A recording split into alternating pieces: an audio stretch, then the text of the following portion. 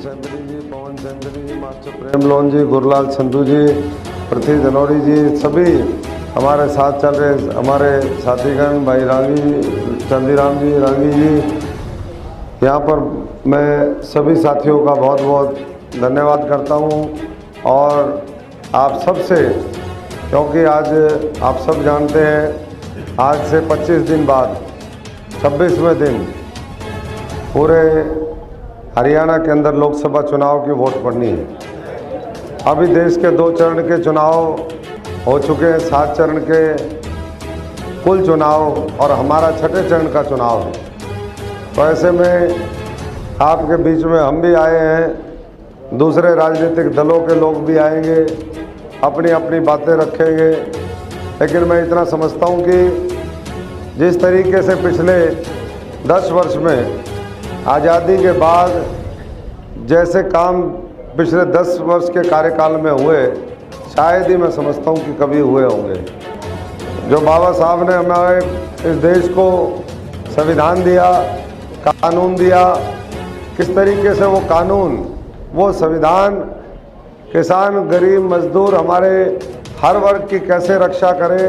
कैसे उसको आगे बढ़ाए, कैसे हम हमारे इस देश को और दुनिया में हमारा जो गौरवशाली इतिहास रहा उसके माध्यम से आगे बढ़ाने का काम करें, भारत माता की सेवा करें, ये लगातार संकल्प और प्रयास रहा। इसलिए एक तरफ ये कार्यकाल है और जो पहले का कार्यकाल था आप सब जानते हैं, आप अपने गांव से ही देख लीजिए। हम भी सांसद रहे, हमारी भी लगातार कोशिश रही कि ज़्यादा से ज़्यादा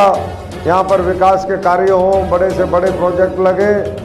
और जब मैं सांसद आप लोगों के वोट के माध्यम से बना तो स्कूल, अस्पताल से लेकर के न्यूक्लियर प्लांट हो जिसमें बिजली का बड़ा संयंत्र आपके पड़ोस में गोरखपुर गांव में लगना है, उसके साथ साथ ये हाईवे जो बने डबवाली से लेकर के और हमारा हिसार तक का, इसी तरीके से और तमाम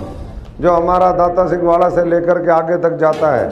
उधर अम्बाला से लेकर के और राजगढ़ तक लगातार हमारी कोशिश रही कि इस तरह के प्रोजेक्ट आएँ। लेकिन सरकारें बदल जाती है और पहले की सरकारों में ऐसा देखा जाता था कि अगर कोई प्रोजेक्ट बड़ा सैंक्शन हो गया तो उसको रोक दो और उसके काम मत होने दो। लेकिन वर्तमान सरकार ने आदरणीय नरेंद्र मोदी जी के नेतृत्व में, नितिन गडकरी जी के नेतृत्व में, मनोहर लाल जी के नेतृत्व में वो बड़े बड़े प्रोजेक्ट करके देश को समर्पित करने का काम किया।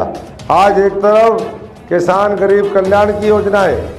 हमारे देश के नौजवानों को आगे बढ़ाने की योजनाएं, हमारी माताओं बहनों को, चाहे वो लखपति दीदी बना करके, करोड़ों जो हमारी माताएं बहनें हैं उनको लखपति दीदी बना करके उनका सशक्तिकरण करने का काम हुआ। इसी तरीके से